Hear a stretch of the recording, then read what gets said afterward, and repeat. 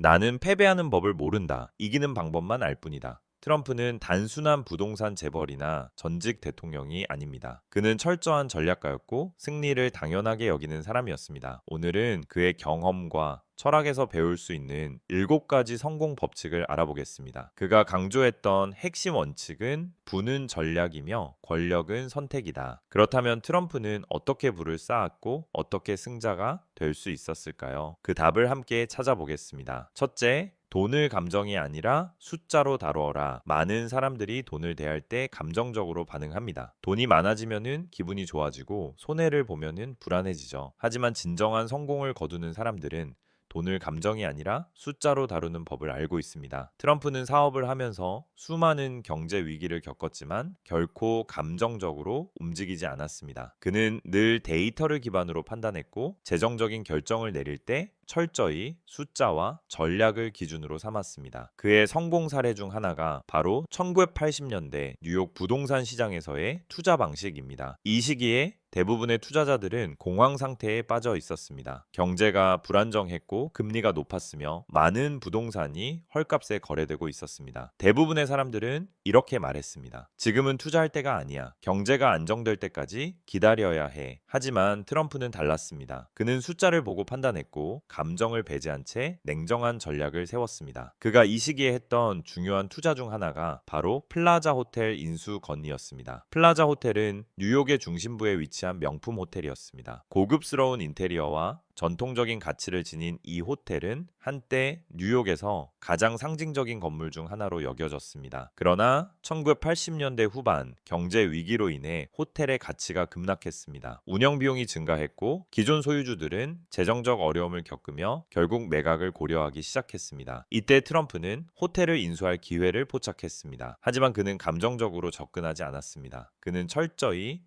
숫자로 분석했고 손익 계산을 기반으로 거래를 진행했습니다. 트럼프는 먼저 호텔의 실질적인 가치가 얼마인지 철저히 조사했습니다. 현재 운영 수익과 지출을 분석하고 향후 수익성을 예측했으며 유지보수 비용과 리모델링 비용까지 계산했습니다. 많은 사람들이 플라자 호텔을 뉴욕의 전통적인 랜드마크라고 생각하며 이름값만 보고 비싼 가격에 인수하려 했습니다. 하지만 트럼프는 감정에 휘둘리지 않았습니다. 그는 이 호텔이 실제로 얼마만큼의 수익을 창출할 수 있는지를 가장 먼저 따졌습니다. 결국 그는 기존 경쟁자들보다 훨씬 낮은 가격에 협상을 시작할 수 있었습니다. 다른 투자자들은 호텔의 역사와 브랜드 가치를 보고 감정적으로 높은 금액을 제시했지만 트럼프는 냉정하게 호텔이 현재 낼 수 있는 수익을 기준으로 협상에 임했습니다. 대부분의 투자자들은 투자 후 당장의 이익을 내지 못하면 불안해합니다. 하지만 트럼프는 장기적인 관점에서 수익을 계산했습니다. 그는 플라자 호텔을 매입하면서도 단기간 내에 큰 이익을 기대하지 않았습니다. 오히려 그는 이렇게 생각했습니다. 이 호텔의 가치는 시간이 지날수록 상승할 것이고 지금 당장의 손해보다 미래의 수익이 훨씬 더 클 것이다. 실제로 그는 호텔을 매입한 후 몇 년간 운영하면서 고급 브랜드와 전략을 통해 수익성을 개선시켰고 결국 훨씬 더 높은 가격에 되팔 수 있었습니다. 이것이 바로 숫자로 돈을 다루는 사람들의 사고방식입니다. 대부분의 사람들이 단기적인 손해를 두려워하는 반면 트럼프는 장기적인 가치 상승을 예상하며 전략적으로 투자했습니다. 트럼프는 항상 협상에서 감정을 배제해야 한다고 말합니다. 많은 사람들이 협상 과정에서 상대방이 거절하면 좀 불안해하고 조금이라도 가격을 더 높여서라도 거래를 성사시키려 합니다. 하지만 트럼프는 협상에서 절대 감정을 드러내지 않았습니다. 그는 늘 이렇게 말했습니다. 나는 이 거래가 내 조건에 맞지 않는다면 언제든 떠날 준비가 되어 있다. 이러한 태도는 협상에서 그에게 유리하게 작용했습니다. 상대방이 감정적으로 조급해질수록 그는 더 유리한 조건을 얻을 수 있었습니다. 플라자 호텔 매입 협상에서도 트럼프는 절대 서두르지 않았습니다. 그는 상대방이 가격을 낮출 때까지 기다렸고 결국 그가 원했던 가격에 호텔을 손에 넣을 수 있었습니다. 만약 그가 다른 경쟁자들처럼 호텔의 상징성에 감정적으로 휘둘렸다면 더 높은 가격에 불리한 조건으로 거래를 마쳤을 것입니다. 이것이 바로 숫자로 돈을 다루는 사고방식입니다. 돈을 감정적으로 대하는 사람들은 성공할 수 없습니다. 돈을 벌면 기분이 좋아지고 손해를 보면 불안해지는 것은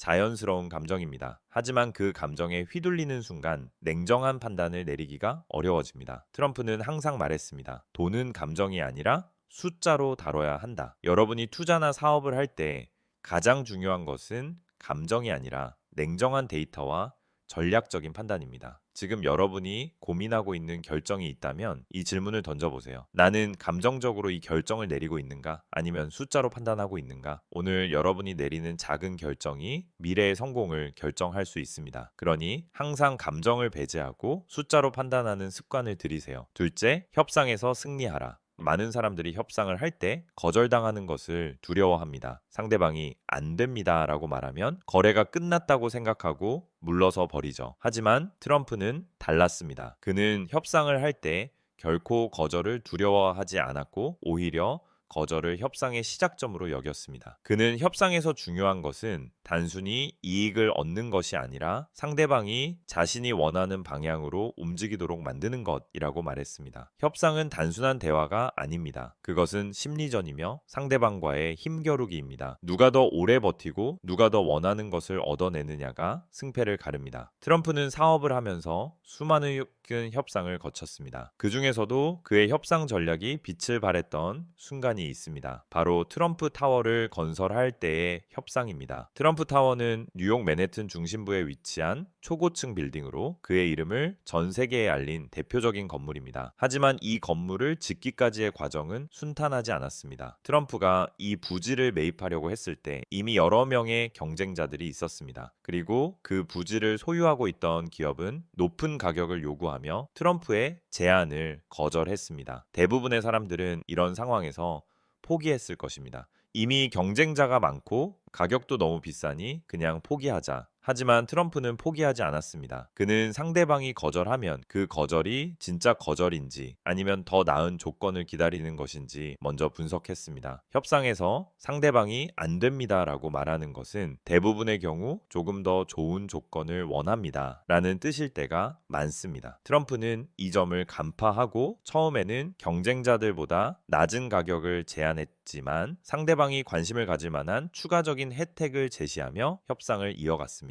그는 단순히 가격을 높이는 것이 아니라 이 거래가 당신에게 어떤 이익을 줄 것인지를 끊임없이 강조했습니다. 그 결과 그는 결국 경쟁자들을 제치고 자신이 원했던 조건으로 부지를 매입할 수 있었습니다. 이것이 바로 트럼프식 협상 전략입니다. 거절당한다고 해서 물러서는 것이 아니라 상대방이 원하는 것이 무엇인지 파악하고 그것을 활용하여 유리한 방향으로 협상을 이끌어가는 것. 협상에서 중요한 것은 절대 먼저 약한 모습을 보이지 않는 것입니다. 많은 사람들이 협상을 하면서 상대방이 거절할까봐 두려워합니다. 그래서 처음부터 상대방이 원하는 조건을 맞춰주려고 하죠. 하지만 그렇게 하면 협상에서 이길 수 없습니다. 트럼프는 협상을 시작할 때 항상 강한 태도를 유지했습니다. 그는 상대방이 자신을 필요로 하게 만들었고 자신이 없으면 거래가 성사되지 않을 것처럼 보이게 만들었습니다. 그는 협상을 할 때마다 한 가지 원칙을 따랐습니다. 내가 협상을 주도한다. 상대방이 주도권을 가지도록 놔두지 않고 항상 자신이 협상의 흐름을 통제하려고 했습니다. 그가 협상을 할 때 자주 사용한 전략이 있습니다. 1. 협상을 하기 전에 철저한 조사를 합니다. 상대방이 무엇을 원하는지, 그들이 어떤 점에서 불안해하는지를 파악합니다. 2. 절대 먼저 양보하지 않습니다. 상대방이 양보할 때까지 기다리며 자신이 원하는 조건을 끝까지 밀어붙입니다. 3. 협상을 길게 끌면서 상대방을 지치게 만듭니다. 시간이 지날수록 불리해지는 것은 보통 상대방입니다. 트럼프는 이 점을 활용하여 상대방이 조급해지도록 만들었고 결국 자신이 원하는 결과를 얻어냈습니다. 4. 거절을 기회로 삼습니다. 상대방이 안 된다고 말할 때마다 그는 그럼 이 조건은 어떻습니까? 하며 다른 대안을 제시했습니다. 협상에서 절대 해서는 안 되는 것은 거절을 두려워하는 것입니다. 거절당할까봐 두려워하는 순간 당신은 협상에서 약자의 위치에 놓이게 됩니다. 트럼프는 말했습니다. 거절은 끝이 아니라 협상의 시작이다. 진정한 협상가는 거절을 두려워하지 않고 오히려 거절을 활용하여 더 나은 조건을 이끌어냅니다. 당신이 원하는 것을 얻고 싶다면 협상을 주도하고 상대방이 당신을 필요로 하게 만드세요. 그리고 거절당하는 것을 두려워하지 마세요. 왜냐하면 거절은 더 좋은 기회를 만들 수 있는 기회이기 때문입니다. 셋째, 자신을 브랜드화하고 승자의 이미지를 만들어라. 성공한 사람들은 단순히 능력만으로 성공하는 것이 아닙니다. 그들은 자신을 하나의 브랜드로 만들고 그 브랜드를 통해 신뢰와 영향력을 구축합니다. 트럼프는 부동산 개발자로 시작했지만 그는 결코 자신을 단순한 건물 사업가로 남겨두지 않았습니다. 그는 자신의 이름을 브랜드로 만들었고 그 이름이 곧 성공과 부의 상징이 되도록 설계했습니다. 그의 사업에는 트럼프 타워, 트럼프 호텔, 트럼프 골프장 등이 있습니다. 어느 순간부터 트럼프라는 이름은 단순한 사람이 아니라 하나의 브랜드로 자리 잡았습니다. 그렇다면 그는 어떻게 자신의 이름을 강력한 브랜드로 만들었을까요? 많은 사람들이 트럼프를 부동산 사업가, 정치인으로만 기억하지만 그는 미국 프로레슬링 WWE에 직접 출연하면서 완전히 새로운 방식으로 자신의 브랜드를 확장하였습니다. 트럼프는 2007년 레슬매니아 23에서 WWE 회장인 빈스 맥마흔과 대결하는 장면을 연출하였습니다. 그는 단순히 이벤트의 후원자가 아니라 직접 WWE 스토리라인에 참여하며 링 위에서 싸우는 역할을 맡았습니다. 그는 경기장에서 프로레슬러들에게 지시하고 상대를 도발하며 강력한 리더의 이미지를 심었습니다. 결국 그가 참여한 레슬매니아 23 경기는 WWE 역사상 가장 높은 시청률을 기록하였고 트럼프는 이를 통해 젊은 층과 대중들에게 더욱 강한 인상을 남길 수 있었습니다. 이 사례는 단순한 스포츠 이벤트가 아니었습니다. 그는 기존의 비즈니스 방식에서 벗어나 전혀 예상치 못한 영역에서 자신의 브랜드를 확장하는 전략을 선택한 것입니다. 트럼프는 항상 말했습니다. 사람들이 기대하는 방식으로만 행동하면 결코 시장을 지배할 수 없다. 새로운 방식으로 접근해야 한다. 트럼프의 브랜드 전략이 가장 빛을 발한 순간은 바로 2004년부터 방영된 리얼리티 TV 프로그램 어프렌티스입니다. 이 프로그램에서 트럼프는 기업가 정신과 비즈니스 감각을 평가하는 호스트로 등장하였습니다. 참가자들은 트럼프의 테스트를 거치며 비즈니스 과제를 수행해야 했습니다. 그리고 성과가 부족한 참가자에게는 그의 유명한 한마디가 날아갔습니다. You're fired. 이 짧은 한마디가 미국 전역에서 유행어가 되었고 트럼프의 리더십과 강력한 이미지를 대중들에게 각인시켰습니다. 그는 단순한 부동산 개발자가 아니라 강한 결정을 내리는 리더라는 이미지를 만들어냈습니다. 사람들은 그를 성공한 사업가이자 강력한 협상가로 인식하게 되었고 이 프로그램을 통해 그의 브랜드는 더욱 강력해졌습니다. 이것이 바로 트럼프가 자신을 브랜드화하는 방법이었습니다. 그는 언제나 대중들에게 나는 성공한 사람이며 나는 강한 리더다 라는 메시지를 전달했습니다. 브랜드는 단순한 로고가 아닙니다. 브랜드는 사람들이 당신을 어떻게 인식하는가에 대한 이야기입니다. 트럼프는 이 브랜드 전략을 정치에서도 그대로 적용하였습니다. 2016년 대선 캠페인에서 그는 다른 후보들과 전혀 다른 방식으로 선거운동을 했습니다. 그는 연설에서 자신의 사업 성공 스토리를 강조했고 자신이 부를 창출할 수 있는 사람이라는 이미지를 내세웠습니다. 그가 대선에서 사용한 대표적인 캐치프레이즈가 있습니다. Make America Great Again. 이 문장은 단순한 선거 구호가 아니라 그의 브랜드 메시지를 그대로 반영한 것이었습니다. 그는 강한 미국,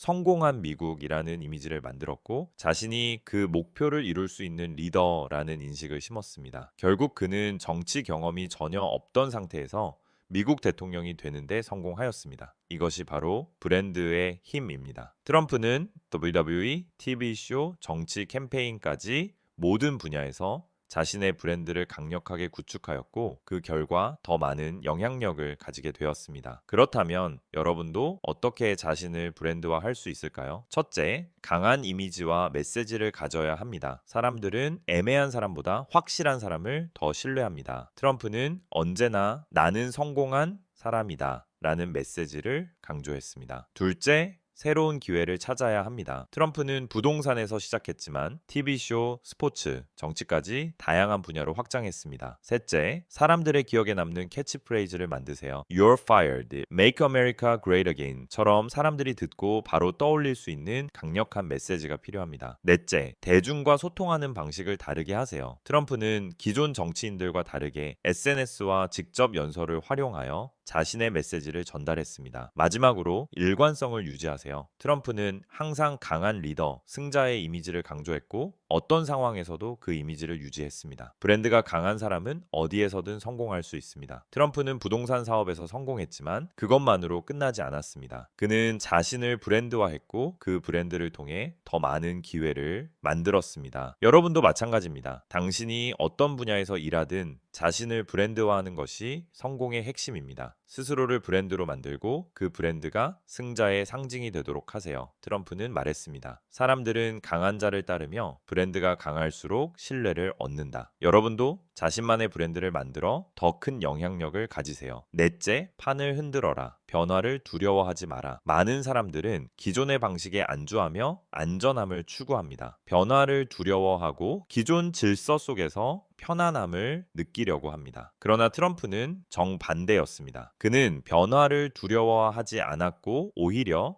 변화를 만들어내는 사람이었습니다. 그는 기존의 틀을 따르지 않았고 언제나 새로운 방식으로 기회를 창출하였습니다. 트럼프는 사업을 할 때도 정치를 할 때도 항상 기존의 방식을 따르지 않고 새로운 길을 개척하였습니다. 그는 전통적인 부동산 개발자로만 머무르지 않았고 카지노 사업, 미디어, 심지어 프로레슬링 산업까지 다양한 분야에 도전하며 새로운 판을 만들었습니다. 그가 보여준 가장 강력한 전략 중 하나는 기존의 질서를 깨고 남들이 시도하지 않는 방식을 선택하는 것이었습니다. 많은 사람들이 기존 방식에 익숙해져 있을 때 그는 변화를 만들고 시장의 흐름을 바꾸었습니다. 1. 애틀랜틱 시티 카지노 개발. 1980년대 대부분의 카지노는 라스베이거스에 집중되어 있었습니다. 라스베이거스는 세계적인 도박 도시였으며 카지노 사업을 하려면 당연히 그곳에서 시작해야 한다는 것이 상식이었습니다. 그러나 트럼프는 다른 길을 선택했습니다. 그는 뉴저지의 애틀랜틱 시티를 새로운 카지노 허브로 만들겠다고 선언하였습니다. 대부분의 투자자들은 이렇게 말했습니다. 카지노를 하려면 라스베이거스로 가야 한다. 애틀랜틱 시티는 도박 도시로 성공할 수는 없다. 그러나 트럼프는 확신을 가지고 있었습니다. 그는 애틀랜틱 시티가 동부 해안에서 가장 인기 있는 카지노 도시가 될 수 있다고 믿었습니다. 그는 뉴욕과 필라델피아에서 가까운 지리적 이점을 활용하여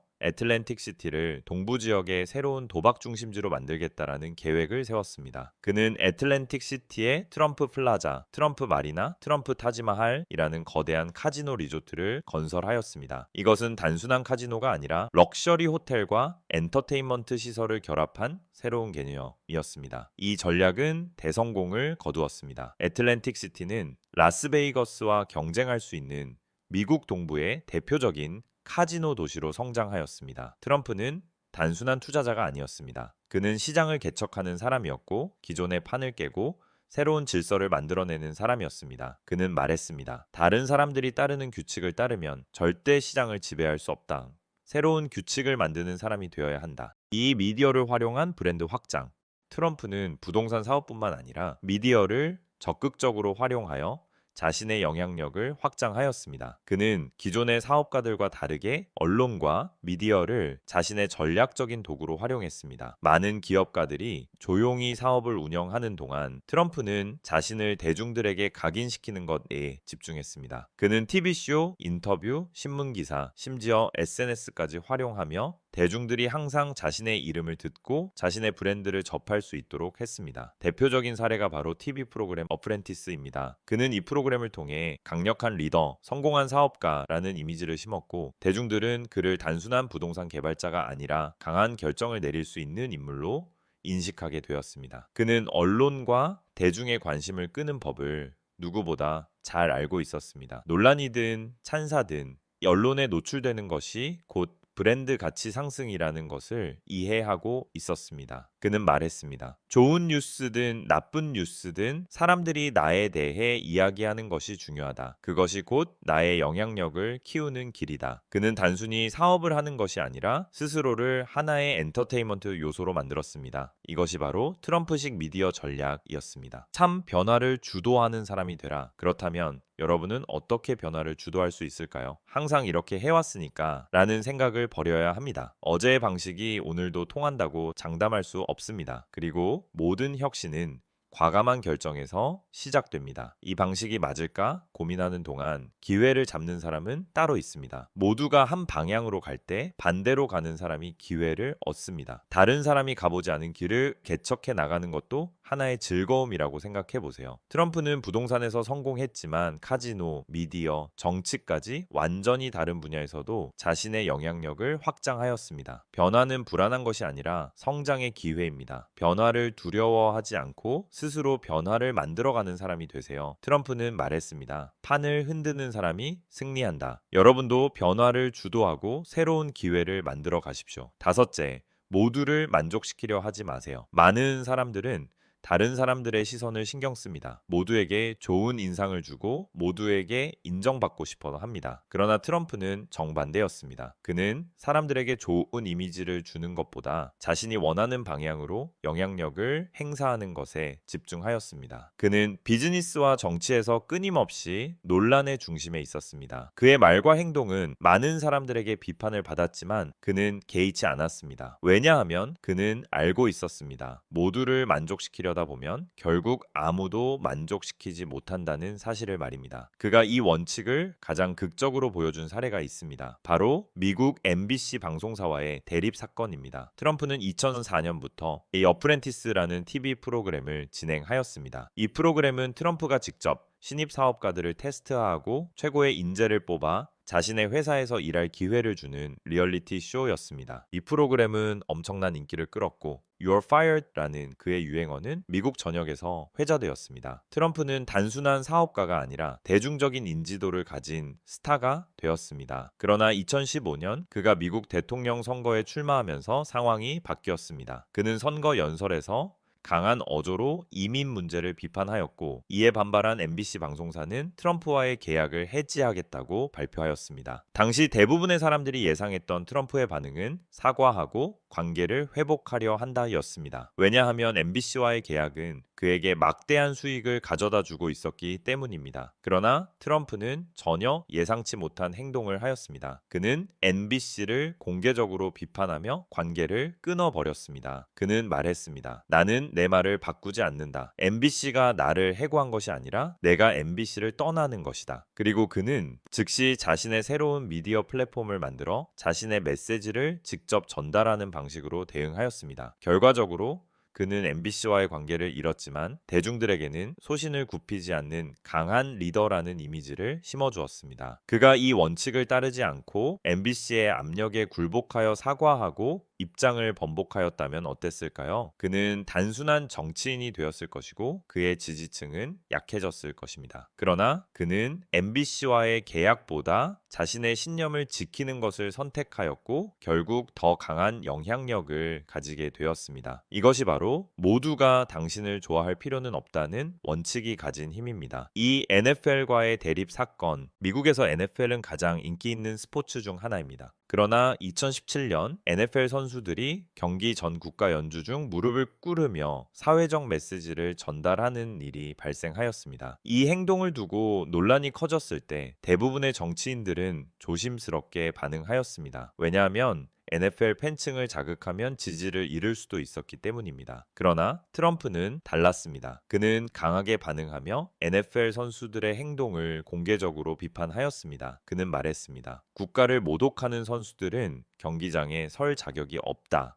구단주들은 그들을 즉시 퇴출시켜야 한다. 이 발언은 엄청난 논란을 불러일으켰습니다. 일부 사람들은 트럼프를 강하게 비판하였고 NFL과 스포츠계 전반에서도 반발이 있었습니다. 그러나 동시에 그의 지지층은 더욱 강해졌습니다. 그는 애국심을 지키는 대통령이라는 이미지를 구축하였고 기존 정치인들과는 다른 강한 소신을 가진 지도자로 자리 잡게 되었습니다. 만약 트럼프가 모든 사람들의 비위를 맞추려 했다면 어땠을까요? 그는 애매한 입장을 취했을 것이고 어느 쪽에서도 확실한 지지를 얻지 못했을 것입니다. 이것이 바로 모두에게 잘 보이려 할 필요가 없다라는 원칙의 힘입니다. 사람들은 당신이 강한 입장을 취할 때 비로소 당신을 신뢰하게 됩니다. 당신도 모든 사람을 만족시킬 필요가 없습니다. 그렇다면 여러분도 어떻게 이 원칙을 적용할 수 있을까요? 모든 사람을 만족시키려 하지 마세요. 누군가에게는 좋은 사람이더라도 다른 누군가에게는 싫은 사람일 수 있습니다. 모든 사람을 만족시키려다 보면 결국 누구도 만족시키지 못하게 됩니다. 다른 사람들이 어떻게 생각하든 당신이 옳다고 믿는 길이 있다면 그 길을 가세요. 성공하는 사람들은 항상 논란의 중심에 있습니다. 비판받는다는 것은 당신이 영향력을 행사하고 있다는 증거입니다. 트럼프는 늘 자신의 생각을 강하게 표현하였습니다. 그의 메시지는 명확했고 사람들은 그의 말을 기억하였습니다. 마지막으로 소신을 가지고 행동하세요. 모두에게 좋은 사람이 되려고 노력하기보다는 당신을 진심으로 따를 사람들을 찾으세요. 트럼프는 말했습니다. 모두가 나를 좋아할 필요는 없다. 나를 싫어하는 사람이 많다는 것은 내가 영향력을 행사하고 있다는 증거다. 여러분도 모든 사람들에게 좋은 인상을 남기려 하기보다는 당신을 진정으로 인정하는 사람들과 함께 성장하십시오. 여섯째, 절대 포기하지 마라. 끝까지 밀어붙여라. 성공한 사람과 실패한 사람의 가장 큰 차이는 능력이 아니라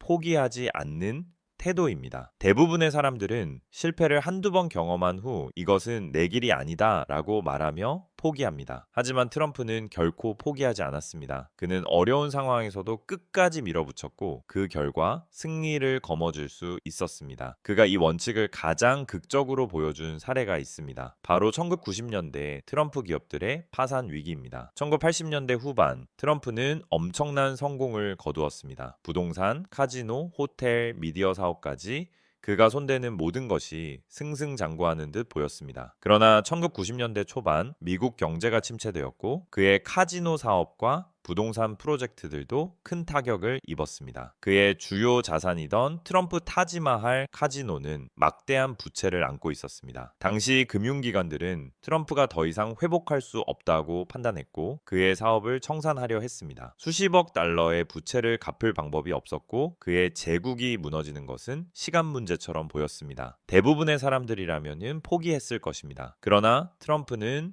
물러서지 않았습니다. 그는 은행들과 직접 협상하며 부채를 재조정하는 방안을 제시하였습니다. 그는 말했습니다. 나는 실패한 것이 아니다. 나는 일시적인 문제를 해결하는 과정에 있다. 그는 철저한 협상 전략을 사용하여 부채를 장기적으로 분할 상환하는 조건을 끌어냈고 결국 그의 기업들은 완전히 파산하지 않고 살아남았습니다. 몇 년 후 경제가 회복되면서 트럼프는 다시 부동산과 카지노 사업을 확장하였고 더 강한 사업가로 돌아올 수 있었습니다. 만약 그가 1990년대의 위기에서 포기했다면 그의 이름은 단순한 실패한 사업가로 남았을 것입니다. 그러나 그는 끝까지 밀어붙였고 결국 다시 정상에 오를 수 있었습니다. 이것이 바로 절대 포기하지 마십시오 라는 원칙의 힘입니다. 트럼프가 이 원칙을 따르지 않았다면 그는 결코 대통령이 될 수 없었을 것입니다. 2016년 트럼프는 미국 대통령 선거에 출마하였습니다. 그러나 많은 사람들이 그를 비웃었습니다. 그는 정치 경험이 없다. 그는 절대 대통령이 될 수 없다. 미국의 정치 전문가들은 그가 공화당 경선에서도 탈락할 것이라고 예측했습니다. 그는 정치 경험도 없었고 워싱턴 정치권에서 그를 지지하는 세력도 없었습니다. 그러나 그는 포기하지 않았습니다. 그는 자신만의 방식으로 선거를 진행하며 대중들에게 강한 인상을 남겼습니다. 많은 언론과 전문가들이 그의 낙선을 예상하였지만 그는 끝까지 밀어붙였고 결국 2016년 미국 대통령 선거에서 승리하였습니다. 만약 그가 나는 정치 경험이 없으니 포기하자고 생각했다면 그는 절대로 대통령이 될 수 없었을 것입니다. 그러나 그는 끝까지 밀어붙였고 결국 역사적인 승리를 이루었습니다. 이것이 바로 포기하지 않는 사람만이 승자가 될 수 있다는 증거입니다. 절대 포기하지 않는 사람이 되십시오. 그렇다면 여러분은 어떻게 이 원칙을 적용할 수 있을까요? 성공한 사람들은 실패를 두려워하지 않습니다. 실패는 과정일 뿐이며 포기하지 않는 한 진짜 실패가 아닙니다. 그러나 대부분의 사람들은 힘든 순간에 포기합니다. 그러나 승자는 남들이 포기한 순간에도 계속 나아갑니다. 트럼프는 많은 비판을 받았지만 그는 자신의 길을 믿었습니다. 다른 사람들이 뭐라고 하든 여러분이 가야 할 길을 가세요. 단기적인 문제에 흔들리지 말고 큰 그림을 보고 끝까지 가야 합니다. 성공한 사람들은 자신이 끝내 해낼 것이라는 믿음을 가지고 있습니다. 트럼프가 말하길 포기하는 순간 그것이 진짜 실패다. 이제 여러분도 선택해야 합니다. 여러분이 원하는 목표를 향해 끝까지 밀어붙일 것인가? 아니면 도중에 포기할 것인가? 여러분이 절대 포기하지 않는다면 결국 승자가 될 것입니다. 일곱째, 당신의 유산을 남겨라. 성공은 단순히 한 세대에서 끝나는 것이 아닙니다. 진정한 승자는 자신의 성공을 다음 세대에 전수하고 그들이 더 큰 성공을 이룰 수 있도록 길을 만들어줍니다. 트럼프는 단순한 사업가가 아니라 그의 철학과 원칙을 자녀들에게도 그대로 적용하였습니다. 그는 자녀들에게 성공하는 법을 가르쳤고 그들이 스스로의 길을 개척하도록 이끌었습니다. 그가 강조한 것은 스스로 만들어가는 삶이었습니다. 그는 자녀들에게 단순히 돈을 물려주는 것이 아니라 자신의 방식대로 승자가 되는 법을 가르쳤습니다. 그의 자녀들, 특히 도널드 트럼프 주니어, 이방카 트럼프, 에릭 트럼프는 아버지의 영향을 받으며 각각의 분야에서 성공을 거두었습니다. 트럼프는 자녀들을 부유한 환경에서 키웠지만 절대 금수저 마인드를 가지도록 놔두지 않았습니다. 그는 자녀들에게 일찍부터 책임감과 자기 관리를 강조하였습니다. 그는 자녀들에게 말했습니다. 돈은 내 것이 아니다. 네가 직접 만들어내지 않는다면 그것은 내 것이 아니다. 그는 자녀들이 어릴 때부터 가족 사업에 직접 참여하도록 하였습니다. 그들은 단순히 유산을 상속받는 것이 아니라 실제 비즈니스 경험을 통해 성공하는 법을 배워야 했습니다. 이방카 트럼프는 말했습니다. 아버지는 우리가 어릴 때부터 사업 미팅에 참석하도록 했습니다. 우리는 그의 협상 방식을 직접 보며 배웠습니다. 그는 자녀들에게 절대 쉽게 모든 것을 주지 않았습니다. 그는 말했습니다. 너희가 원하는 것이 있다면 스스로 노력해서 얻어라. 그는 자녀들이 단순한 상속자가 되는 것이 아니라 스스로의 힘으로 성공하는 사람이 되도록 길을 만들어 주었습니다. 트럼프의 자녀들 중에서 가장 두드러진 인물은 이방카 트럼프입니다. 그녀는 아버지의 경영 철학을 물려받으며 비즈니스와 정치에서 강력한 영향력을 행사하게 되었습니다. 이방카는 어릴 때부터 아버지의 부동산 개발 프로젝트에 참여하였습니다. 그녀는 단순히 이름만 올리는 것이 아니라 실제로 프로젝트 기획과 운영에 참여하며 실력을 쌓았습니다. 그녀는 이후 자신만의 브랜드를 런칭하고 패션 사업을 성공적으로 이끌었습니다. 그녀는 아버지에게 배운 승자의 사고방식을 그대로 적용하며 독자적인 커리어를 개척하였습니다. 그녀는 트럼프 조직에서 여성 리더로서 중요한 역할을 맡았고 나중에는 백악관에서 고문으로 활동하며 정치적 영향력까지 행사하게 되었습니다. 그녀는 아버지에게 배운 자신을 브랜드화하는 법을 그대로 실천했고 그 덕분에 자신만의 강력한 브랜드를 구축할 수 있었습니다. 트럼프는 항상 말했습니다. 가족이 곧 브랜드다. 우리 가문이 승자의 가문이라는 것을 보여줘야 한다. 그는 단순히 자녀들을 지원하는 것이 아니라 그들이 스스로의 힘으로 성공할 수 있도록 확신을 심어주었습니다. 트럼프가 강조한 것은 단순히 부를 물려주는 것이 아니라 끝까지 싸우는 정신을 물려주는 것이었습니다. 그는 자녀들에게 절대 포기하지 않는 법을 가르쳤습니다. 그가 2016년 대선에서 승리했을 때 그의 자녀들은 무대에서 아버지의 성공을 자랑스럽게 지켜보았습니다. 그들은 아버지가 포기하지 않고 끝까지 밀어붙이는 모습을 보며 성장하였습니다. 그리고 그 정신을 그들 스스로의 삶에서도 적용하고 있습니다. 그는 말했습니다. 유산이란 돈이 아니다. 유산이란 너희가 남기는 흔적이며 너희가 만들어가는 길이다. 트럼프의 자녀들은 단순한 상속자가 아닙니다. 그들은 자신만의 브랜드를 만들고 스스로의 길을 개척하며 승자로서 살아가는 법을 배운 사람들입니다. 그렇다면 여러분은 어떻게 자신의 유산을 남길 수 있을까요? 첫째, 다음 세대에게 승자의 사고방식을 가르쳐야 합니다. 돈보다 중요한 것은 성공하는 법을 아는 것입니다. 자녀들에게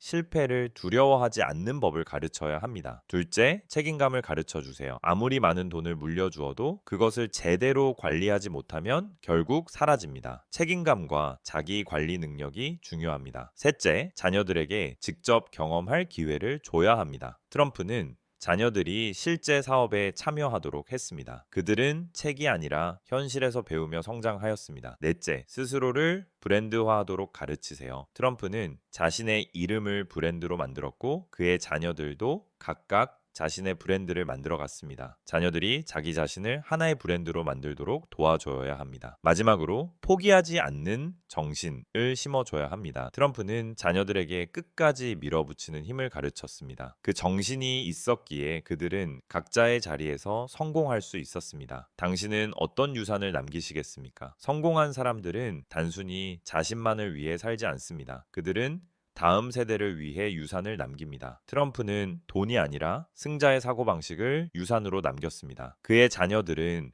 그 원칙을 배우고 각자의 방식으로 승자가 되었습니다. 여러분도 마찬가지입니다. 여러분의 자녀 혹은 여러분이 남기고 싶은 무언가는 무엇입니까? 당신이 남기는 것이 단순한 물질이 아니라 사람들의 삶을 변화시키는 유산이 되기를 바랍니다. 트럼프는 말했습니다. 진정한 유산은 당신이 남긴 흔적이며 당신이 만든 길이다. 이제 여러분의 유산을 만들어 가세요.